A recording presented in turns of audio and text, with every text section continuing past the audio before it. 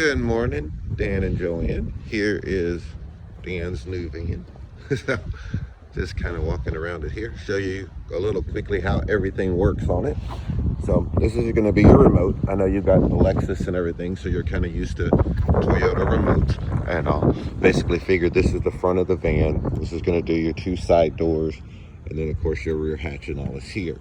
Now the way the mobility part works is factory remote. Just push and hold this button until you see the door start to pop open and then let go. And you're going to see the door's going to open up, the ramp's going to come out, and the van itself is going to kneel down like we were talking about and get that angle a little bit lower so it's not as steep to go up. Makes it just a little easier for the person to get up and down the ramp. So you end up with it really short off the and so you'll see here, of course, all your ramp is here. You'll see this is your easy lock that we talked about. And the way this works, like you said, literally just like a gooseneck trailer. You'll just drive in and you're gonna lock it in like that. And that's gonna be locked. I have it locked now because what happens is when it's released and you'll see this red button right here, we'll release it. And you'll watch right there, unlocks like that. And so that button only works when the van is not running. So you can't accidentally be driving down the road and grandkid reach over, pushes the button, and all of a sudden you're rolling around in the van if you're in the chair. So this button only works with the van turned off. You have a manual release here, just in case. Now what happens is when I start the van, you're gonna hear this horrible beeping sound. And this is the controller up here. This also does the same thing. You hear it popping in the back. And that will release it. And well, what happens is when you start the van, if the chair isn't locked in, it's going to make a loud beeping on, hey, your chair's not locked in. So what you can do is by simply just locking it yourself, you don't have to listen to that beep every time if you're not using it. And so I would just say leave it locked. That way you don't have to listen to it beep until you get that put on your scooter and you're actually using it. And again, when I start the van up in the front, I'll show you how to make that be quiet. So I'm going to go ahead and release it again, just so later on it'll be beeping at us. You'll see your straps are here. I know you don't want to use those, but you may have to use them for just a short period. And so they're just to be a regular L track, just like what you get in a truck or anything like that. You just pull up on this, slide it, it comes right out. You'll see you got the little holes here to put it back in. You just line those up, slide it until this part pops in. Same thing with the seat belt. So if you decide that you have to ride on the scooter or wheelchair or anything, you always want to use either this to hold the wheelchair or the straps themselves, and then the seat belt to hold you. So Toyota has different size seat belts in the front from the back. So this is the one you use for the back. The one that you use if you're gonna be riding in the front, and now with your having a passenger seat, this seat won't come out, so it'll be just as the person was driving. So not anything you're really ever gonna need, but that seat belt is right there. So again, not something you're really gonna need, but just so you have it. So now there's 3 different ways to put the ramp in and out. So you'll see the button you got here, the button that you have up here on the roof, and then a button over here on the side, which is actually these 2 buttons are this would turn your kneel off. So if you don't want it to kneel down, and then this will actually turn the ramp off. If say you're on vacation, left Dan at home, and weren't going to be using the ramp, you can just leave all this right here and to turn everything off. So you got the button here to put the ramp out, a button here to put the ramp out, a button here to do it, and then the button on the actual remote control. And it's just going to do the opposite of whatever is happened. So like right now, all of those buttons would put the ramp back in, shut the door, and undo the kneel. So the if for some reason you're in an accident, battery's dead, anything like that, and the ramp's not working, what you're able to do is there's another battery back here behind the back seat and underneath this floorboard here, and I'll show it to you in a little while, and that will actually do nothing but run the ramp. You have to have the door open because it doesn't control the door. But the way that works is, you see this little button's over here. You'll push this button, and there's going to be a solid beep that's going to turn into a beeping. It takes about 10-15 seconds. And then once it turns into a beeping noise, you can use that button underneath it just to put the ramp in and out. It'll go either way. Oops, until I turn it off.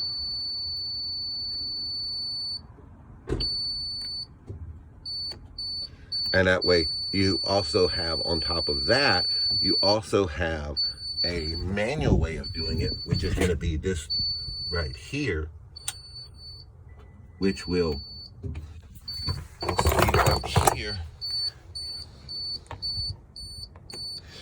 that you just stick this in here, you pop this little thing up, and you actually can stick this down in here, and you can actually crank the ramp in or out and all.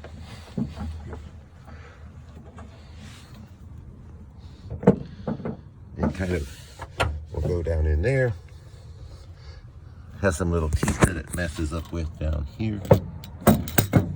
Oop.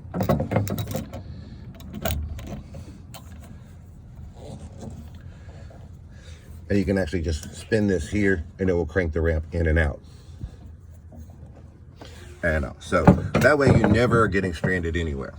So that's the 3 different ways that you can put the ramp in or out. And then this will go back in here. A lot of people want to take this out because it tends to rattle a little bit. There's a couple of little plastic clips in there that it goes into. I'll come back and put all that together later. We're going to continue with your instructions here. So we're going to finish doing this. And you will see, once we've got that done, door's going to close. Now, the other thing I will show you is that if you want to get in and outside of this door without using the ramp, what you will do is you will simply just pull this handle either on the inside or the outside. That simply opens the door. So say if you're hopping in and out, you don't need the ramp. That's the one way you can open and close the door without putting the ramp out. So this is your transfer seat here. Also, this is your paperwork we talked about for repairs and Carfax and things like that and all. So you'll see you've got front and backwards, up and down, and left and right. So you'll see this is going to come backwards.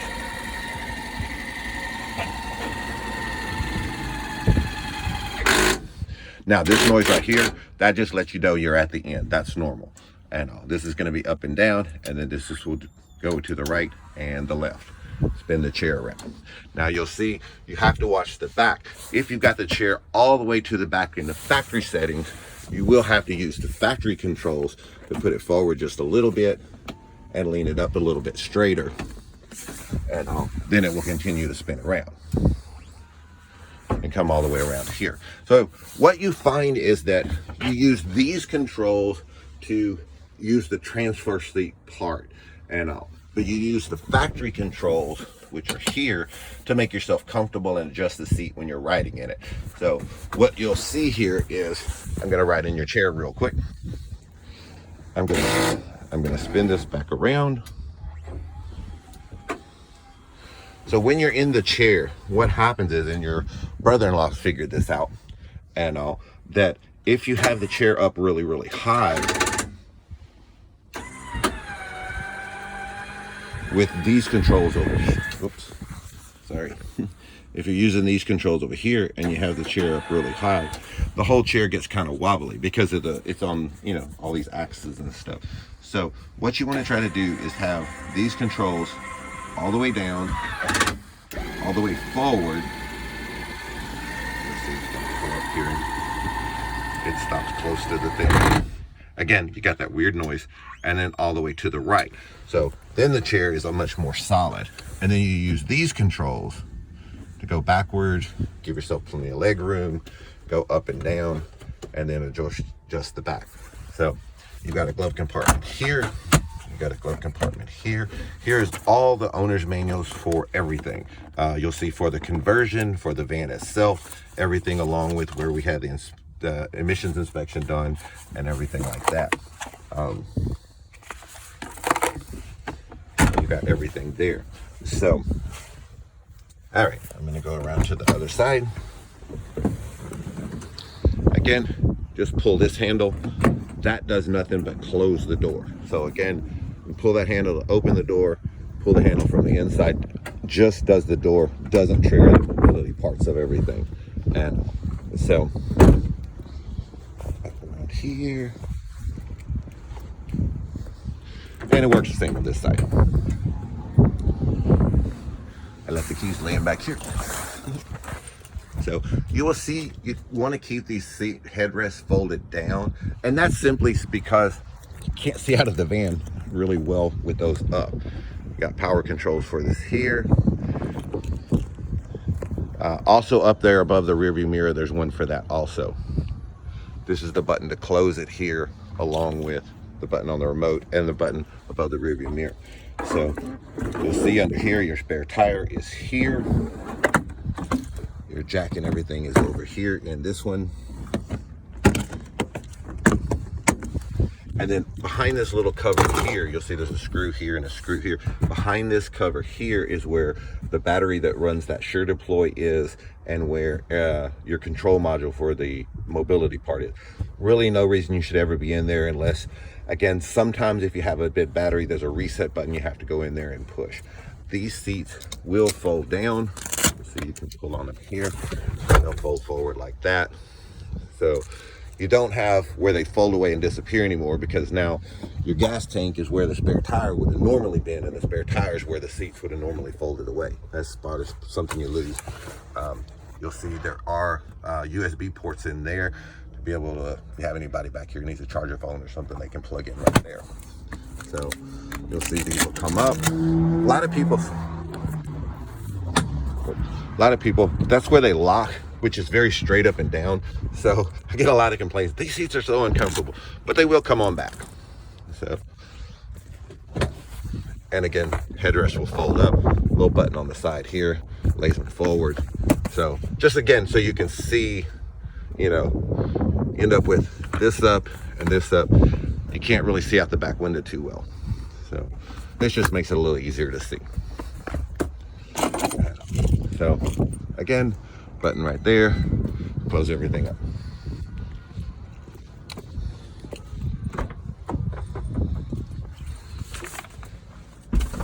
Couple of things you want to watch for. You should be able to see a little tiny sliver of orange right there. This turns the power doors off. If all of a sudden both doors stop working, that's usually the culprit. Somebody has punched that button and turned them off. And so it, like I said, there's just a tiny sliver of orange showing. That means the doors will work. If you can't see the orange, the doors probably won't work. The other thing you have to watch on these, if you have somebody wash it for you, all of a sudden one of the doors stops working. This is your child safety lock. That is up, makes it work. Down makes it quit working and not work from the inside or the buttons. And again, a lot of this is really simple. Somebody's got a rag, they brush down on it, boom, all of a sudden the doors quit working. Again, I get that panicked phone call quite often. So there you go, that is it. Make sure that button is up. So the other thing is this door won't work if the gas cap is open. So that's so that the door doesn't run into it at all. So if you're outside getting gas, you won't be able to open that door. So you got your parking controls, your traction controls, something you should never really, never really turn off. Again, power door off, in turns them off. So again, that little piece of orange. And again, if you want to turn off the kneel, say you're next to a really big tall curb and you don't want it to kneel down, again, probably the only reason ever to turn that off. And then if you want to completely turn the ramp off, that's right there. Again, you'd really only want to do that if you weren't going to use it, because again, you can always open and close the door without doing it. And all your controls for everything are here. Going to be a lot like your Lexus, your Bluetooth for your phone, volume controls, all your mode controls to go through here. Same thing, everything that scrolls through on your dash. Cruise controls over here. You do have adaptive cruise control. You can adjust how close you are to the car in front of you with this button, and this is to turn that lane keep on and off, which again, I don't like that, but some people do, so I tend to keep mine turned off unless I'm tired and I'm worried about being wobbly or anything like that. But it will buzz at you, and you have a bunch of different options of how to set that. Again, all that's in his owner's manual, and but you can set that up really well. you'll see all your heated controls for your seats are here. Down here, way down low, you'll see this van does have a 110 inverter built into it. So once you get your scooter, you can actually plug your scooter in down there to charge it while you're driving around. And then you have more of your charging ports and everything right here. And it's your regular old-fashioned lighter port right there. You'll see again up here for both sides, sunroof is here and tailgate is here. So your gentleman's driving up right now that's going to take it, so I'm going to finish it. Sunroof here. Any questions at all, how anything works, please feel free to call me. We will go over everything again. Now, this is the one thing I wanted to show you. So you'll see right now, we crank the van. I don't know if you can hear, but there's a kind of a high-pitched beep going on. To make that go away, if that thing back there is not set, you will hold this button, and then that turns to yellow, it beeps, and it quits beeping at you. But so that you don't have to do this every single time, I will just keep that tripped so you don't have to listen to it. And but there you go from there. Any more questions, just feel free to call me. Thanks again for the business.